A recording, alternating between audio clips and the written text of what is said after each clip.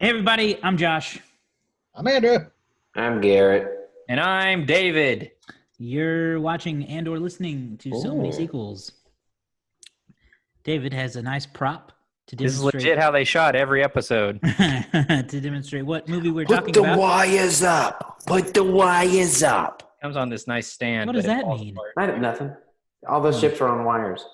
Oh, I got all my micro machines in the other room. I still have my micro machines from Generations. and you Oh, didn't yeah? get them Nerd. out? So what? And you didn't get them out? I'll get them out a little bit later. When would they ever be relevant If not other now. than right now? And why? What you mean you gonna get them out later? What part of later is it gonna matter? You gonna interrupt the recording just to get up and go get your damn micro machines? Oh, he's gonna take He's us on. gonna disrupt this whole damn recording. That's just okay. to I'm get gonna us- keep talking. Yeah, he can go. So today on the show, if you watched our sequel reveal, Ooh. our sequel reveal video, you will have seen that we were talking about the Star Trek Next Generation movies. That's right. That's our current series, and we're kicking it off today with Star Trek Generations. Well, you know, there's a ton of Star Trek movies. There are 10 the original Star Trek movies before the Kelvin timeline.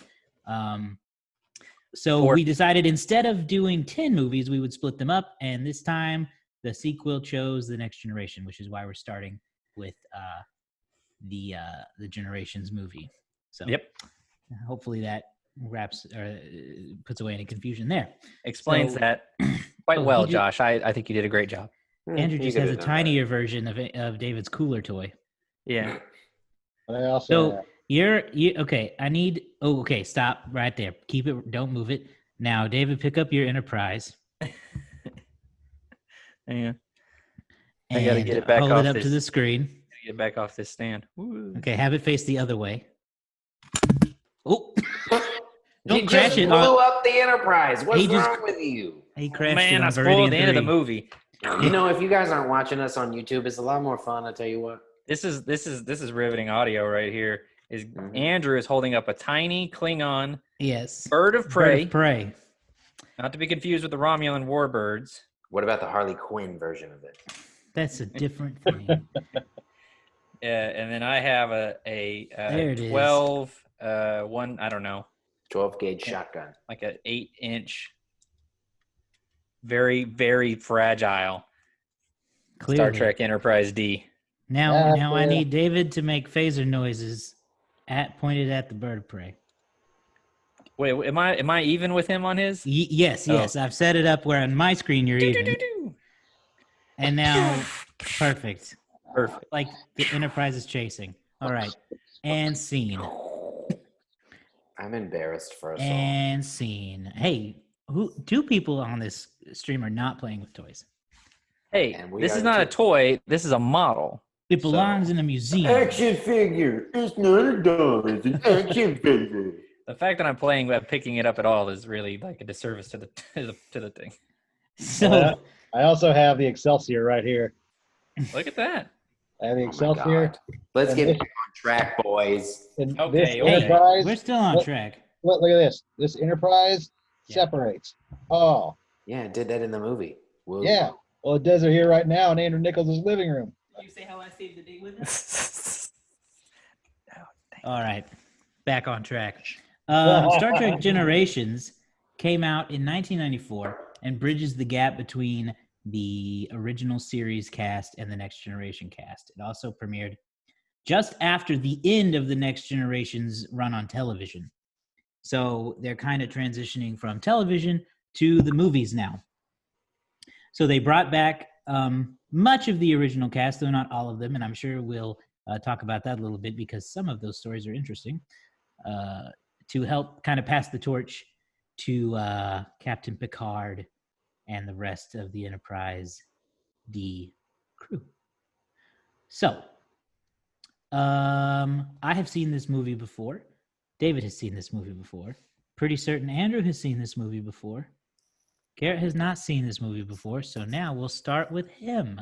What did you think about Star Trek Generations. Was it your first? It was your first time to see it. It was. So have you seen any of the next gen movies? No. So, okay, so first one. As much as I enjoy Star Trek, I am not as well versed in Star Trek as you three. So I'll likely take most of the back seat for these movies. But I was really digging it, man. This straight up was a 5-star movie until the Enterprise crashed, and then the whole movie crashed. It was all symbolism. I was really into the action. I was really into the story. I was really feeling the Star Trek elements that they were giving me. And then right when Dr. Sarum was on the planet and Picard got beamed to the same planet, right about there, the whole vibe of the movie changed. And it was this quick-paced, good storytelling, and then it was just like, we're going to pump the brakes and let William Shatner ride a horse for a little bit. And that really took a tailspin for me. And by the end of this movie, I was just dying for it to be over. I remember asking how long it was, and Josh was like, this is under 2 movies. And I did not. Hours. That's what I meant. 2 hours, under 2 hours, and I straight up did not believe it. It felt like we had watched that movie for 2.5 hours by the time it was over. So it was kind of I don't know, man. I was really into it. I was digging the way that it started when you bring the old crew back. I was really confused when you saw Malcolm McDowell and Whoopi Goldberg again. And I was really just like, what is going on? What is happening? And then total disinterest. David, we cannot hear you. I don't know if you're muted. That's very interesting. Sorry, I was making some adjustments over here, and I didn't want them to be heard. It's very interesting what Garrett has said. Because I have complaints with this movie too, but they don't really follow that particular thought line. Well, what are some of your complaints then? And we can all kind of go around and then address them as they come up. I have a lot of love deep down in my heart for this movie. This is one of those movies, I think we all have them, that you associate with your parents. My mom started watching Star Trek. She watched the original series, and then she watched the Next Generation, and then she introduced me to it. And so I watched this movie when I was like 7 years old, and I loved it. Loved it. It still holds a very special nostalgia place in my heart whenever I watch the movie. Though I'm being older now, I can kind of see some of the complaints that have been lobbied at it over the years, but they're not really enough to make me hate the movie or anything like that. For me, the real problem for the movie is watching it as a fan of Star Trek. I feel like they do a lot to try to serve the fans, but the things they do leave it a little underwhelming. I think it's fine. I think it's a perfectly fine transition from the TV screen to the big screen, and a fine transition from the original series movies to the Next Generation. But if there's a problem, it's just fine. You know, like there's nothing really groundbreaking here. There's nothing like overly super special. You know, they give Data his emotion chip, which he thought about a few times in the show once he got it, but they never went all the way with giving him emotions. And that's a very interesting story, but it's more so played for laughs at times, and it kind of gets buried by the end of the movie. I think for me, the real disservice about this movie is that it's a Picard and Data movie, and a lot of the TNG movies and even a lot of the show is Picard Data. They're kind of the most dynamic characters on the show. All the other characters, all the other principal characters, feel like afterthoughts. Like Riker, Worf, Geordi, they all are basically just doing their job as Starfleet officers. And then Dr. Crusher and Troy are basically just afterthoughts. Like they're glorified extras. There's no real story for them in this movie. They have a handful of lines. Dr. Troy's most meaningful thing in the movie is when she gets Picard to talk about his struggle since finding out that his brother and his nephew had died in a fire. And while it's a good scene, it's his scene, and she doesn't really do anything after that. And Dr. Crusher does, I can't even tell you like pivotal scenes she's in. So it doesn't feel like it was an adaptation for the full cast, which we will get next week when we do First Contact. This felt more like it was a very specific type of movie to sort of pass the torch, both metaphorically and physically, between Kirk and Picard and the old series and the new series. And I think it does all that just fine. I just kind of, my only real complaint is I kind of don't feel like the show got its full representation in this movie. That said, everything else, the lighting it's professional quality lighting as opposed to the show. It's, extra, like the special effects still hold up, I think, for the most part. Mm-hmm. And, you can't really go wrong with Patrick Stewart as your emotional center of a movie. So I really do love it, but I've grown to, growing up, I've come up with some new complaints. Yeah, what I found funny is not too long into it when we started it, Garrett, you were shocked that this was 1994. You thought it was much older. Yeah, man. Listen, I said this before, but you throw William Shatner, Patrick Stewart, and Malcolm McDowell. Those are three men who have been 75 years old for the last 20 years. I don't understand it. Those three men look like they've been old for a lifetime. For my lifetime. I've never seen those three men young. And so when you said it was 94, I was. Yeah, my wife goes, in the 80s.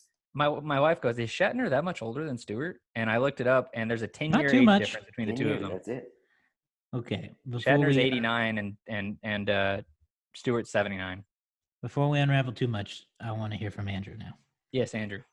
So I have loved this movie ever since I saw it whenever it first came out. And this movie in particular it holds something dear to my heart because I grew up on Star Trek. I grew up on Star Trek: The Next Generation. Mm-hmm. And it's such a, sorry, my internet's kind of bugging out. Yeah, it is. If it freezes up, just send me a text. But really, what I loved about this movie, what I still love about this movie is, yeah, it's a nostalgia factor. Like, it's a nostalgia factor, and yeah, so far you guys have pretty much nailed it when it comes to, it's a Picard and Data movie. The characters, the main supporting characters, really don't need to be there. It doesn't feel like it. The only real supporting character that needs to be there is Geordi, because he does hold something to the story. Mm-hmm. But I wish that Totally and Soren, Dr. Soren, had a little bit more character depth, and we found out a little bit more about him, because I think he's an interesting villain. Yeah. I think he's a really interesting villain. My complaint would be probably with the Nexus. Like whenever the shockwave obliterated the planet with everybody on it, everybody died, they're in the Nexus. And that's my only thing, is that... What do you mean? Elaborate on that. I don't understand. What do you mean? Well, like... What is your complaint? Like the first time it happened? The second time it happened? What is your complaint about that? Okay, why though? Go into that, because I don't understand what you're saying. Okay, so when he ends up at Kirk's house, when he ends up at Kirk's house, and all of a sudden everything is just kind of coming undone. It's just like, what's going on? Where are we at? And then I just had a hard time with the concept of the Nexus. I know it was kind of laid out in earlier in the movie, but I had a hard time convincing myself, like, what's going on here? I kept getting lost. And that was my. Does that answer your question? So I had also brought up the Nexus, but it was a little different. So, like, I understand what the Nexus is. The Nexus is this mysterious alternate reality where whoever is wrapped up in it is what they called Whoopi Goldberg's character called content. It's what they want, whether it's subconscious or actual things that they want. The Nexus is able to bring that to life. For me, the problem I had with it was when Picard was in it, and what is Goldberg's character? Guinan. When she was explaining Nexus and talking about how space and time didn't matter, or time didn't matter within the Nexus. I got that. I'm okay with this. This is where everything makes sense to me. But this is, again, a trope of time travel movies where what happened in real life, where McDowell or Soren blew up the planet, shifted things, the Enterprise got blown up. They all of a sudden went back in time in real life, in real time, where it was just explained that within the Nexus, time didn't matter. So they left the Nexus to go back in time. And that's where I was like, okay, what? Because those events have already happened. So now you're telling me that the Nexus is this weird time traveling system that I don't feel like was accurately portrayed. If they wanted to portray that, they could have. But to me, it came across as when you're in this Nexus, things are different. Mm-hmm. When you come out of the Nexus, as you see in the beginning of this movie, you're back in real time. Yeah. And so that was my problem with it. Well, they never quite explained because, so what we were to understand, yeah, like you said, it is a little confusing because they somehow, Kirk and Picard are able to, at the end of the movie, leave the Nexus sort of altogether and exit it at a point in time before they entered it. Mm-hmm. So it's a little confusing because, like, you'd almost make like a weird fan theory of they never actually left the Nexus, that they just altered they went back in time and did things different, and then the rest of Star Trek from here forth is just, you know, Picard's imaginary world in the Nexus. Yeah, I think I even wrote that down. I said, did they leave the Nexus, or is this just them, like Picard's new imagination is in this Nexus? I suppose what we're left to, because of how the movie does play out, we're left to assume that when you're in the Nexus, you can leave the Nexus at any time if you will it so.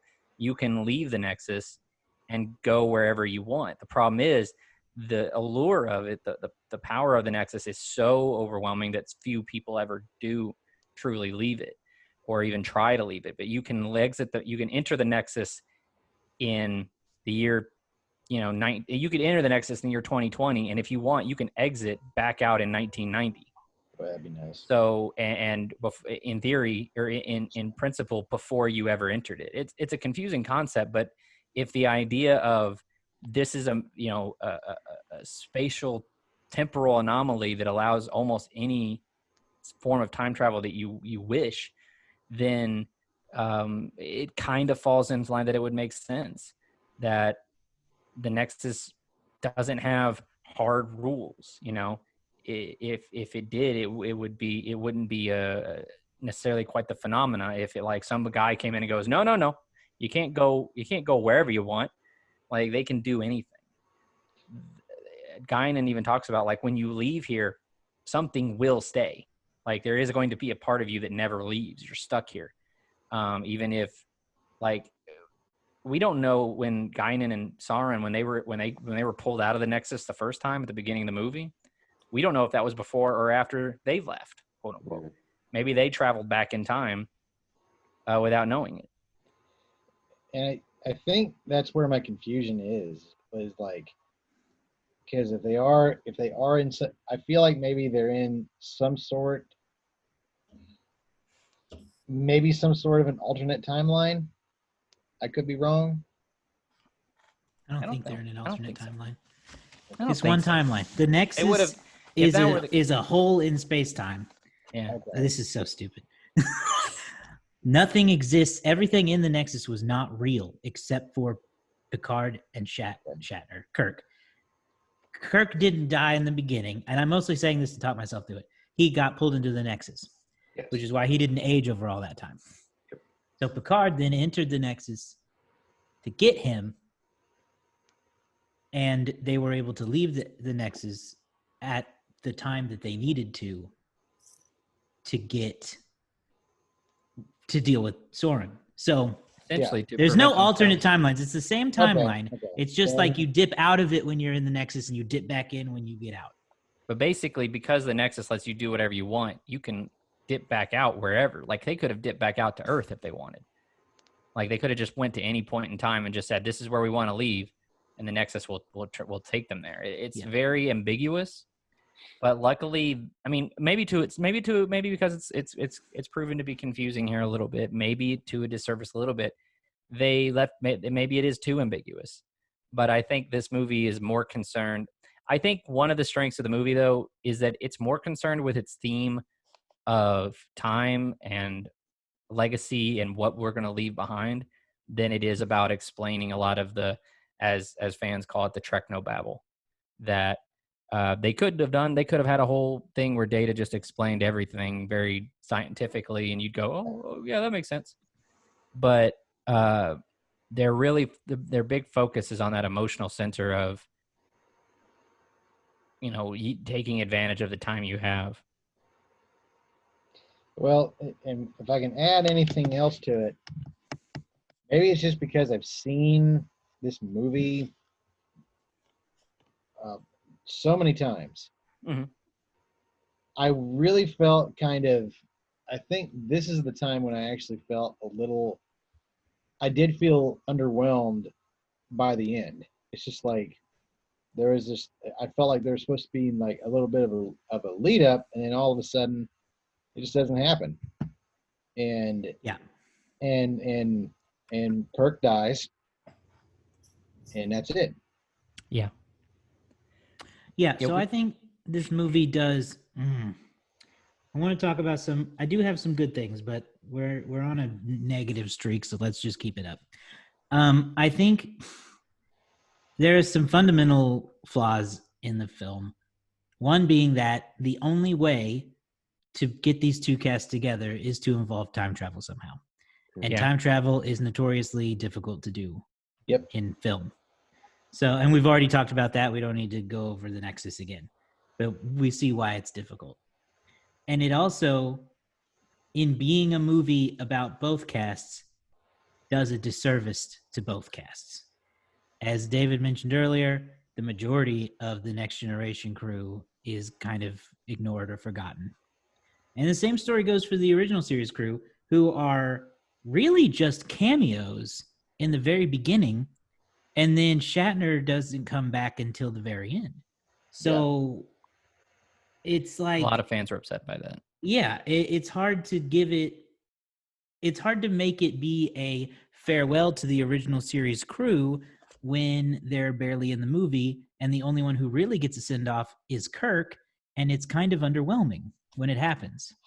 Yeah, Leonard Nimoy and DeForest Kelley, who play Spock and Bones in the originals, they both declined to be in the movie. Originally, that part at the beginning with Scotty and Chekhov and Kirk was supposed to be the entire crew, or at least the entire group of principal characters that we know from the original series. Nichelle Nichols was supposed to be there, and it was going to be their whole group. And those two turned it down, and I don't know. I can't find anywhere that Nichols turned it down, or if they just didn't approach her, or what. But Nimoy said that well, first of all, they asked him to direct it, apparently. But he said, based on what they had written, he was content with his goodbye in the previous Star Trek movie. That he didn't see there being much point in coming in to do so little, and that he didn't want to play a character that was so extraneous, or be a part that was so extraneous. And on the other hand, a lot of the Next Generation cast thought that the old crew was going to be much more involved, so much so that Whoopi Goldberg was quite angry when she got to set and found out that Nichelle Nichols, who plays Uhura, was not going to be in the movie, because it was her opinion that fans had been waiting a long time to see those two characters meet. And you have to think that at the beginning of the movie, whenever Chekhov meets Guinan, he turns around and asks if you're okay. That was probably supposed to be a moment between Guinan and Uhura, because Uhura was who inspired Whoopi Goldberg to I think to do a lot of things, but mostly is what made her love Star Trek. So it's kind of, sorry, my dog is shaking. It's kind of like you said, Josh, a bit of a disservice because it feels like an incomplete idea. Yeah. That only 3 of them are there, and the other 2 are mostly just cameos, and it builds the Spock's death, or it builds the Kirk's death, but Kirk is not in the movie, doesn't return to the movie until like the hour and I think 28-minute mark. It's almost over, really, by the time he ducks gets out, there. and then it's all, the movie's over about 12 minutes after that. So a lot of fans are very disappointed by that, especially because the marketing of the movie was 2 captains, 1 destiny. Like, everybody was so excited. Kirk will finally meet Spock. That's what they promoted the movie on. And there's very little actual interaction. Being the least knowledgeable when it comes to Star Trek, let me ask this question from a person going into it blankly. When was the last movie made with the original cast? Do you guys know? 91, I think. Oh, the original cast. Probably. Star Trek 6. Star Trek, So, I That's believe. not the question he asked. Okay. It was 91. Voyage Okay. Home. It was So 91. here's my question regarding all of this. And again, this is just me being an ignorant when it comes to the lore of Star Trek. But in my opinion, it's hard for me to accept that this movie was meant to be a send-off for the original cast when you've already had 7 years of a TV show of people piloting the same ship as the older cast. To me, I know that they were still making movies, but to me, I don't care. We have this whole new group of people. I don't need you. And that would probably get me angry because I want to make it clear, even though I am Star Trek ignorant, I do very much enjoy Star Trek. So I'm just a blank slate, but every time I've always watched it, any of the movies I've seen so far, I've always enjoyed. So fandoms, please don't hate me for this. But in my opinion, you've had 7 years of a TV show of people piloting the Enterprise. You don't need to give them a send-off. You don't. They've been making movies. I know that. But if 6 was somewhat of a send-off, you do not need another send-off for these people who have been around since the 50s. Yeah. Well, I get that you want these 2 to meet because that's powerful. But yeah, I mean, that's an Avengers level crossover right there. Is the two principal casts meeting? Yeah, it's the crossover appeal. And Star Trek 6: The Undiscovered Country came out in 1991. So it was only 3 years before that this movie was coming out, and I think they started working on this movie in late '93 or early '93. So yeah, I mean, it wasn't that long that long ago that people saw them in theaters. If the movie had been, if the last time we had seen them had been like 1985, then maybe it'd be worth it. But we just saw Kirk leading the movie, Yeah. But to me, it also feels like it's disrespectful, in my opinion, to the next gen cast when you still got the original cast making Enterprise movie. Yeah, the funny thing was that the next gen cast, as what I've read here, was actually really, really gung ho about them being in the movie. They really were excited about that idea of the meeting their predecessors in film, and having that kind of special moment of passing the torch. Because the thing is, Star Trek, the original series, didn't run that long as a TV show. It had a much longer life in film. Yeah. And it had its ups and downs, but generally it lived on well through the run of the originals of the Next Generation. The Next Generation, while it proved itself very well on TV, was still untested in film. And I think a lot of the cast, the cast of TNG, thought that having those other characters there would give them a rub. That would have a lot of people would be like, I never really bought into this new cast, but seeing them standing there next to Kirk and Spock, wow, that really did it. But you can't win. Obviously, no matter what, you're going to have that. And that is one of my main issues with fandoms in a bigger picture is no matter what you put out there, at least half of them are going to be mad and hate everything you do. Right. You have certain people that hate this movie because the TNG people are not as represented as they feel like they should be. You have people that are mad that the original cast is not in there as they should be. The TNG people are mad because they wanted them more in there, but the original cast, a lot of them think very highly of themselves and want to be the stars when they're trying to hand it off to the next people. So like, you just can't win no matter what you do. You could have put the best movie out there and at least half of the people would have hated it. Yeah, I think ultimately to pull that off, they would have needed to write a story that was more tailored to the concept of the two casts meeting, as opposed to trying to write a TNG episode that featured a late return by Captain Kirk. Yeah. Yes. Now, Apparently that was going to be the plan all along. Like there was never really much idea for Spock or any of the rest to actually meet the rest of the cast. And if they marketed it in a way where it was these two cast meet, then I would be mad too if I got this movie. Yeah. Yeah. I don't want to go into this for spoiler reasons for anyone else who might be interested, but David will understand what I'm talking about.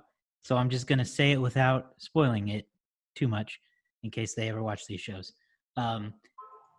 This movie did a disservice to these casts in the same way, though in a little more entertaining fashion, but it did a disservice to them in the same way that the series finale of Enterprise did to that cast by making them a little in the background. They sort of made them the B story. Right. It's like when they try to do these handoffs between casts, they just can't do it. For some reason, it falls apart. And yeah, I think what you were saying earlier about they needed to make a movie that was more about these two casts meeting, it would have been better because it's not really the passing of the torch. It could have been because the torch is never passed. If the movie were about the two crews working together, it could have been great. But they never interact. Just Picard and Kirk. Why do I never want to call him Kirk? And I think a big part of that too is that this movie had the unenviable task of also trying to be as approachable as possible, because they don't want just the Star Trek fans to come see it. They also want people who maybe aren't that familiar with the show or familiar with the last movie that came out. When you're making a movie, they're trying to be a little bit more approachable than so like I guess maybe there's a feeling they couldn't just go gung-ho into a totally Star Trek idea and have both casts fall out of time somewhere and meet up on a desolate planet. Like they had to really try to make sure that everybody was following along what they were doing. But maybe that's enough negative. We want to talk about some of the positives that we liked? Not yet. I got a couple more negatives, but I think they're fun. I think they're more funny. Garrett already kind of mentioned this earlier, but the movie basically culminates in what is nothing more than a three-way old man fight. And it's really hard to watch because some of them can't fight. Yeah. There's a particular scene that I thought was really noticeably terrible where Soren and Kirk are like on some of that railing and their whole fight sequence consists of both of them going. That's all they do. That's all they do. Because Shatner is clearly not in good shape. No. Malcolm is a bit more, but then you can't have. I don't know who's involved in choreographing. We talked about choreography may have been bad, but you can't have one guy fight. You can't have the bad guy fight really well and the good guy fight poorly. So you got to make them both fight poorly. Yeah. The bad guy was whooping Kirk and Picard's ass. Like, so he beat Picard up easy the first time through. Star Trek has never really been known for their stunt work. No. A really popular joke within the TV shows is to drink every time you see a palm strike. But it's like a little every more. Character fights like this. They jab their palm right in the guy's face like that. They couldn't throw fist punches on the show because you couldn't do that in syndication, I think. It's a little more forgivable in a TV show. But it follows through here, and it's not great. Me and my wife had a funny interaction about, she said, wow, this is not a really very compelling fight, three old guys or something like that. And I said, yeah. And I said what I said about it being not very known for stunts. And she said, they didn't really use stuntmen the same way back then, did they? And I said, what? Yeah, they did. I said, watch. And like we watched as it went by, and I was like, see, that's stuntman. Now that's Shatner. Now that's a stuntman. Now that's Shatner. And I was like, and now if you look, you can actually see Shatner stuntman's coffee mug on this rock. It was a very stupid argument. I was being a bit of a jerk about it, but it's kind of funny because you have to dress your stuntmen up like old men and tell them, okay, now you got to fight, but you got to fight like you're, 280-pound Shatner or whatever. On this similar note, I listen, William Shatner, he's an icon and a beloved man.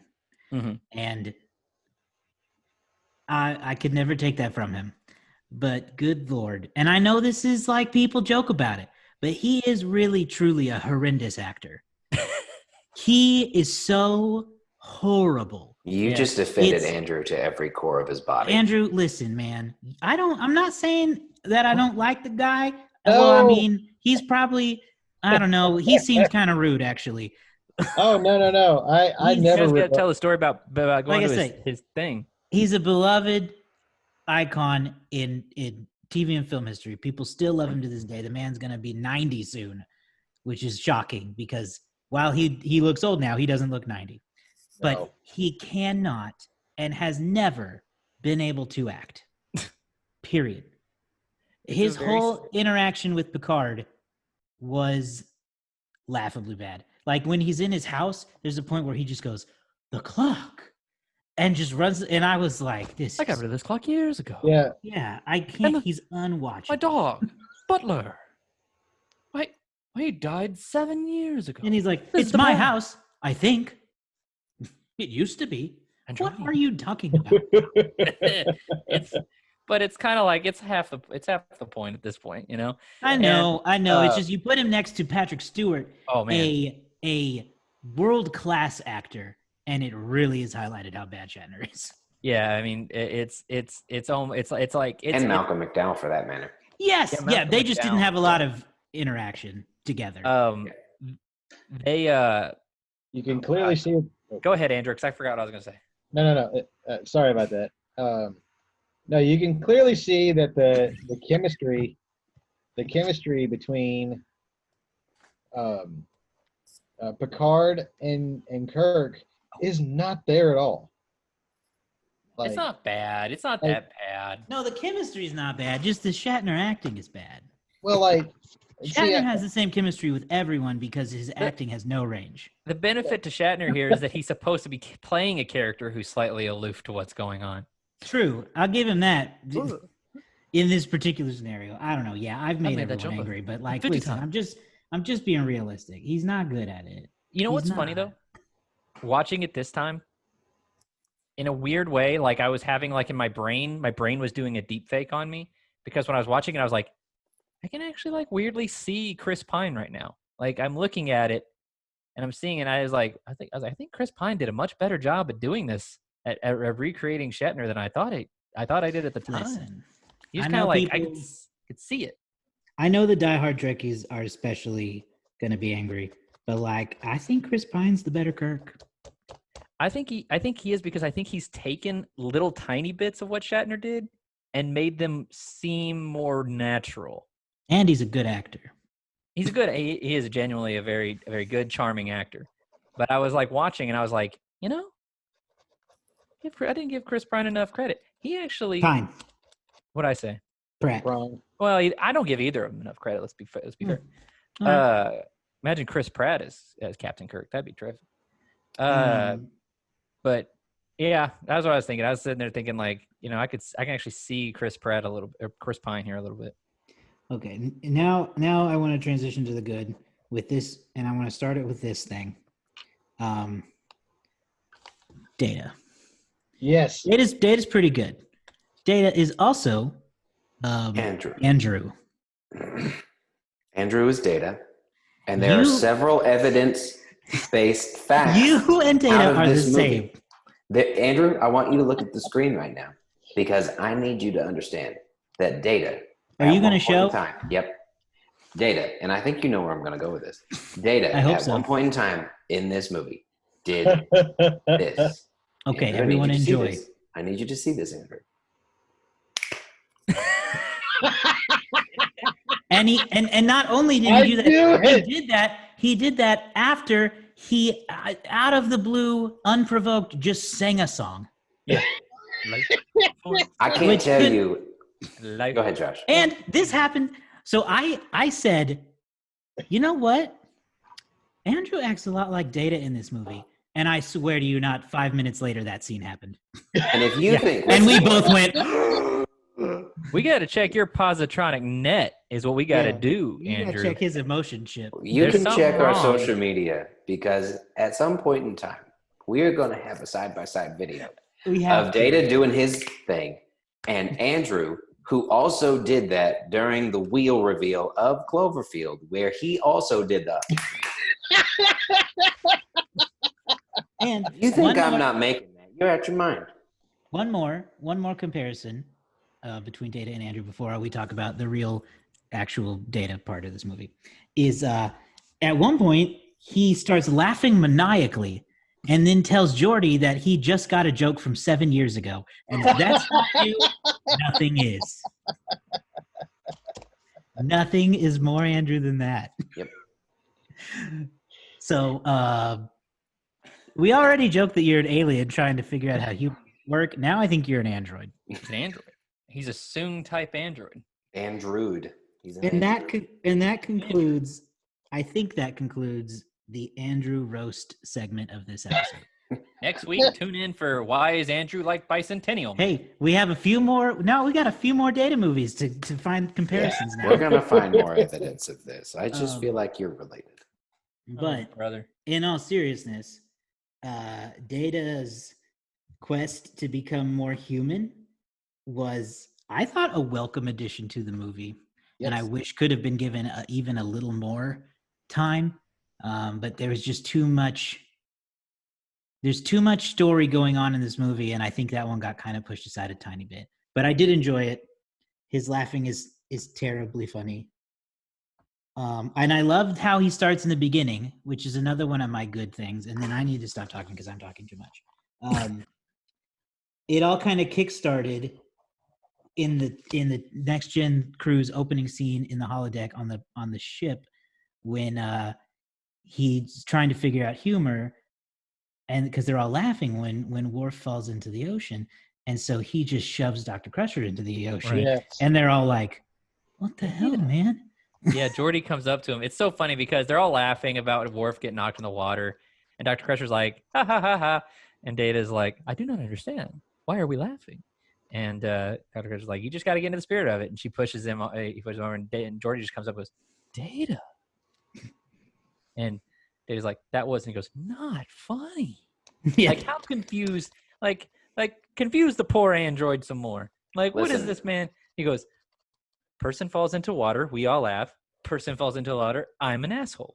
Listen, I'm on Team Data. That was funny. As It was hell. funny. I laughed a It was lot. funny. I It was laughed funny. a lot when he just shoved her into the water. I thought it was really funny. Yeah. If there's one He's thing, simulated anyway. She's fine. I agree. But, like, I will say that Data was like, Data Okay. really spoke to you, and you felt connected to his character on a spiritual level. Andrew, is that what you're gonna say? exactly. I'm sorry, I do not understand. Mm-hmm. Go ahead. Good job not using contractions. Go ahead. You haven't noticed, Andrew. You need to keep an eye on that. No, I feel like Data was like kind of the it was almost the thing that was carrying this movie, because like without him, without the humor of this movie, I feel like this movie would be really boring. Yeah, it would be a bit dry without that. Yeah, it'd be very dry without Data's sense of humor and it just kind of keeping things going. If we didn't have that, it'd be a very different movie if he was just acting Data. I have a working thesis that if you were ever to make a list of the top 10 TV characters of all time, that you have to make an argument for, I think, Data to be on the list. Yeah. Data is a truly fascinating character that they created that a lot of people, when they first heard the idea thought, oh, he's just the new version of Spock. Spock was an emotionless character for the original series because Vulcans are all about logic and not about emotion. And here's Data. He's not a Vulcan, but he has no emotions. But the idea that Data is an android that wants nothing more than to essentially be human, to be like the people who he's modeled to look like, modeled to act like, that he's trying to overcome this basic programming and to basically achieve equality to everyone else. Nobody, for the most part during the TV show, people treat Data like a friend and like an equal at times, but there's still a larger concept that Data is not normal, and that some Data, you know, there's a very important episode early on in Star Trek about whether or not Data has rights, or if Starfleet can just order Data to be deactivated, and if he can be, you know, they can replicate him and just have thousands of Datas. And so Data's arc over the course of the series is wonderfully enjoyable, and to see it to kind of get a little bit of a payoff here in this first movie where Data decides to try his emotion chip that he got along the way during the show but never put in. It's a nice reward for the fans, and I think that it let Brent Spiner do and show more of what he can do, because Brent Spiner is a deceptively good actor. You would think that playing somebody who doesn't have emotions would be easy, but it can be very difficult to like consciously work not to have what we expect as reactions to things that happen in a scene. I think that one of the funniest parts for me is when he finds out that he hates this drink he's been given, and he does the "I hate this," and Whoopi Goldberg. It's great that you have Whoopi Goldberg in this situation because she goes, "More," and he goes, "Yes, please," and he keeps drinking it. It's a very funny moment, and I really appreciate that he gets to do a little bit more of that. Like you said, Josh, I wish that there had been more towards the end, because it feels like Picard's story sort of takes over by the third act, and we get resolution with him. Data's resolution is very minor.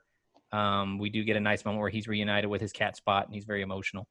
But they could have tied a little bit more of his story into the main story with how Data is going to process time now that he can feel.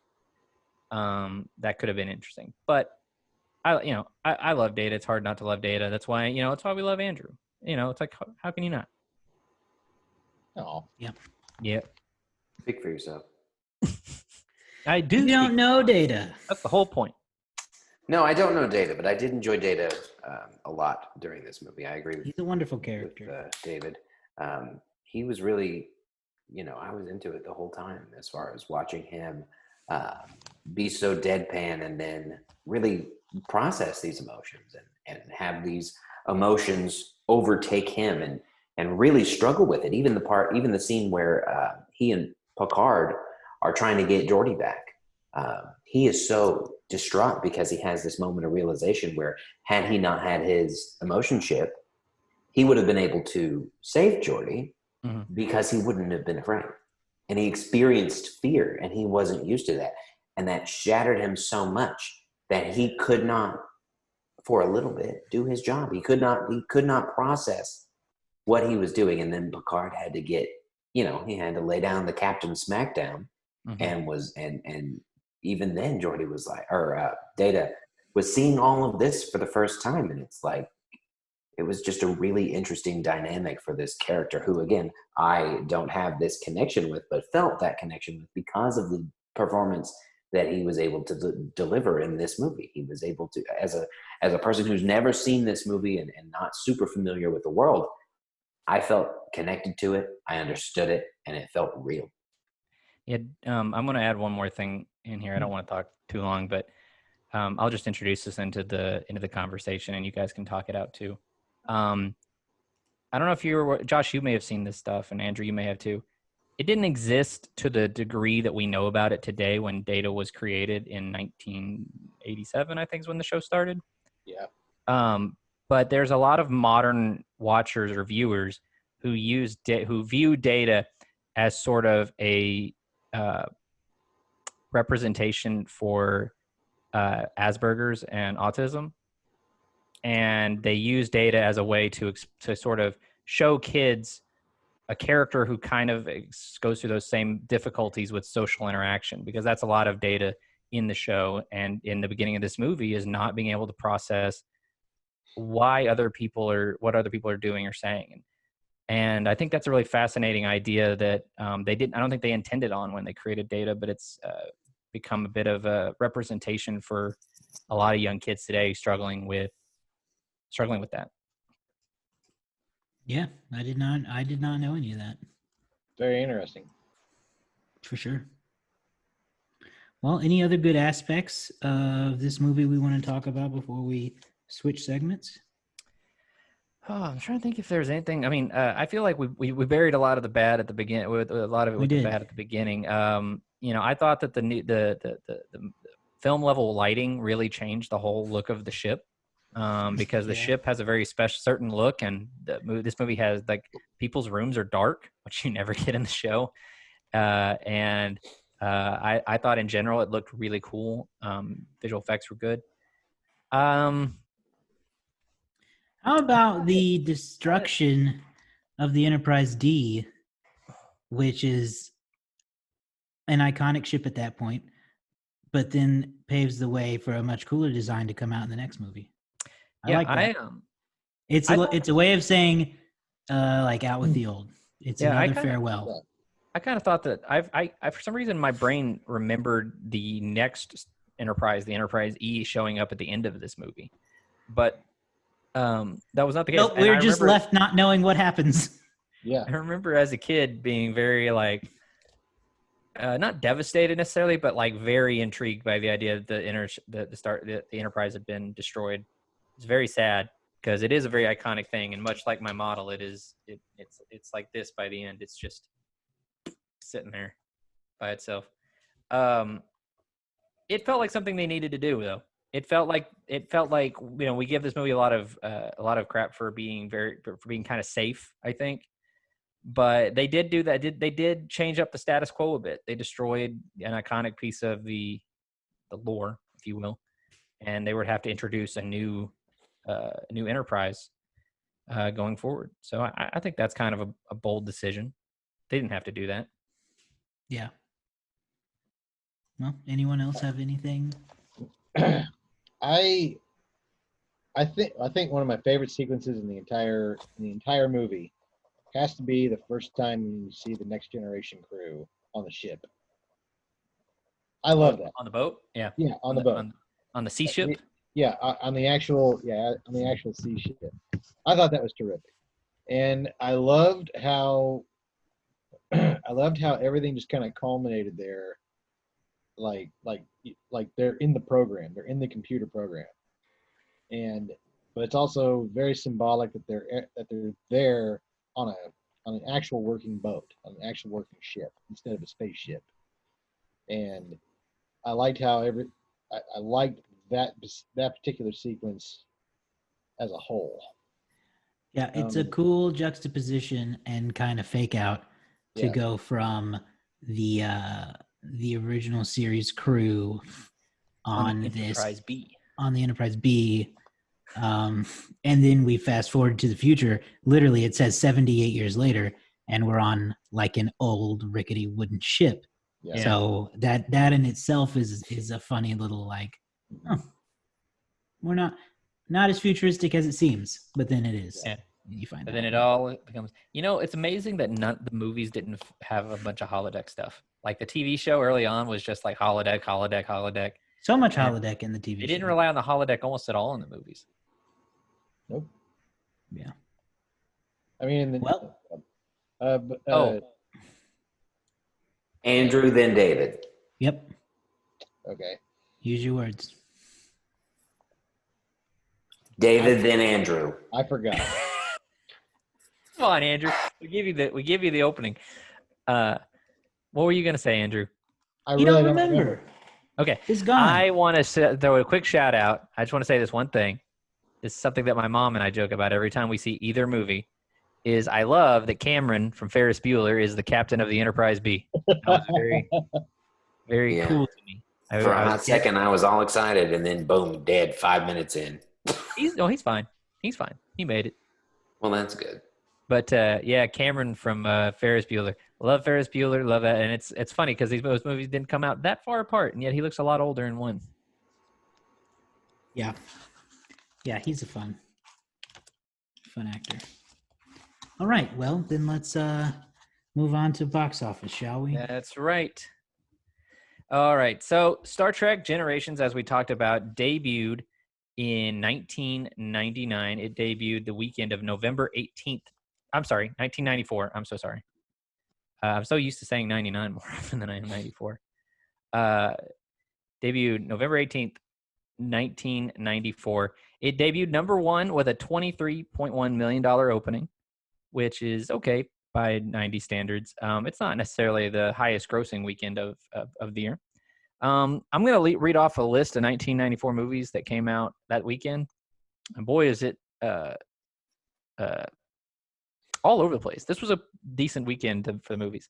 At number 2, you had Interview with a Vampire, The Vampire Chronicles. That brought in $17 million in its second weekend. At number 3, The Santa Claus, which is a movie we've previously reviewed. Oh, you're all still there? Okay, good. I had minimized you and I didn't hear anything, so I got very worried. Just listening. At number, so that brought in $17 million in its second week. At number 4, it's Bullets Over Broadway. You guys ever seen that? Yeah. Andrew has. Yeah. What a fucking shocker. Big fan, Andrew? Yeah. Yeah. That movie made Josh, your $9 mic is million. Josh, we can't hear you. That movie made $9 million. I wish that I couldn't hear you. At number 5, rounding out the top 5 that week, it's The Mask, bringing in this is kind of a crazy number, bringing in $5.6 million in its 17th week. Wow. I mean, that's a long way. And the funny thing is, so I because I saw how big that number was, I thought 17 weeks in, it's still bringing in $5 million. The Mask was super popular. It actually jumped up from the 15 spot that week. It was number 15 the week before. It jumped back up to number 5. Wow. For seemingly no reason, because they didn't put it, according to what I'm looking at here, they didn't add any more theaters. I think people just really wanted to go back and see The Mask for Thanksgiving weekend or something. Oh, yeah. Good Family movie. Yeah. Family, yeah. Good family movie. So going back now, with the exception of Star Trek Generations, you didn't have any other sequels in the top 5 that weekend. Star Trek: The Next Generation would go on to finish with $75.6 million in the United States. You had $42.4 million from overseas. It gives you a worldwide total of $118 million worldwide. So where does that finish at the end of the year? It's domestically, it finished in the number 15 spot for 1994. And here's the crazy thing. At that number 15 spot, Star Trek Generations is the highest grossing sequel of 1994. Nice. Which is pretty crazy. The top movies of 1994 in-year releases, the number 1 movie is Forrest Gump with 329 mil. Forrest Gump, also the Best Picture winner that year. One of the few times that's happened. At number 2, you had The Lion King. At number 3, True Lies. And at number 4, the aforementioned The Santa Claus. And number 5, The Flintstones. Oh, yes. Flintstones. Yeah, You want me to maybe keep I reading do, some more? maybe. Because it's just 94 was a crazy year for movies. Yeah, do Number the top 6, 10. Dumb and Dumber. Number 7, Clear and Present Danger. Great Number movie. 8 was Speed. Equally great movie. 9, The Mask. And at number 10, Pulp Fiction. Wow, that is a Cool. good year. Overall, pretty good year, pretty crazy year for the movies. And that's about it for box office stats. Last week, Garrett won the game, the letterbox game. So I throw it to Garrett. All right, boys and girls, we have got Star Trek Generation reviewed by 12,108 people. Let's start the guesses. The floor is open to whoever chooses.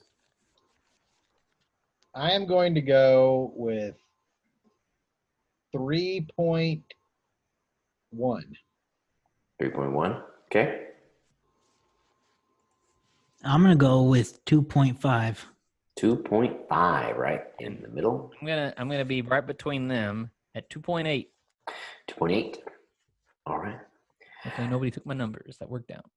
After a quick review of this movie has 9 fans. 9 people put it in their top registered 9 slot. people who also watch this movie with their mom. Aw. We have a winner who is very close. David. The 2.9 is what Letterboxd 2.9. 2.9. So David will run the game next week for Star Trek, whatever it is. I don't know. First Contact. There we go. First Contact. Oh, my favorite.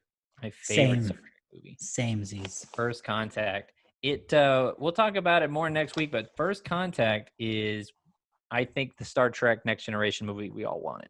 Yes. Definitely. It has action.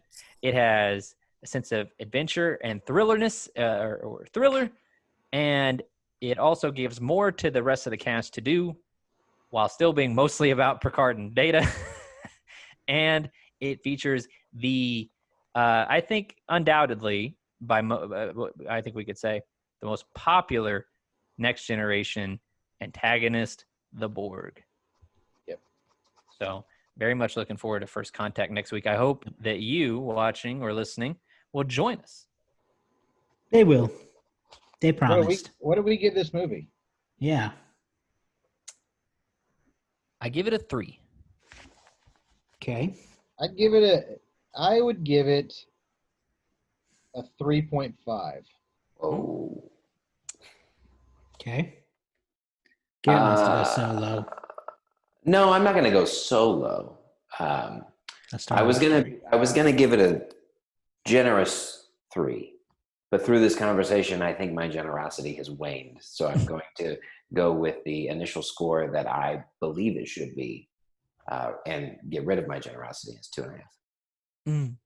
2.5. Which, in fairness, is close to 2.9. Yeah. I'm gonna give it a 3. There you go.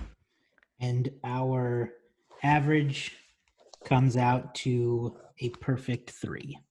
Perfect 3, which is just 1 point above the Letterboxd average. So, 0.1, yeah. Yeah. Okay, so we got that pretty close to what the other people think. So that's nice. Look for our Letterboxd account. So Many Sequels. Maybe So Many Sequels Pod. I never remember, but you search it, you'll probably find it. You can also find us on Facebook, Twitter, and Instagram. So Many Sequels on all of those. And if you're listening to the podcast, check out our YouTube page where we post the video version of our podcasts, as well as some other fun stuff. Some nice little news update videos that David and I do. And maybe someday we'll come up with other things we can do. Maybe if movie trailers ever come out again, we can do trailer reactions. I don't remember the last time I saw a new movie trailer. the last one I saw was Tenet, and I was very excited about it. And then I watched it, and I went, I should have recorded that. Quick note on that, though. I just saw, oh gosh. I don't know when this comes out. Quite a ways down the line from when we're recording it. Never mind. Movie theaters are going to open soon, allegedly. They may already be by the time this comes out. Yeah, we'll have already seen Tenet by this point. When it happens, we'll actually see. Yeah, by my calculations, this episode will come out the very week that Regal and Cinemark are expected to open. So we'll see if that comes true or if we jinxed it by just saying it early. I can't tell. Did David freeze again? No, he. No, moved. I'm just being very nice. Okay. I'm just listening. So that's that. Like we said, we'll be back next week for Star Trek First Contact. That's it. Until next time. See ya. We'll see you on Tuesday. May the force be with you.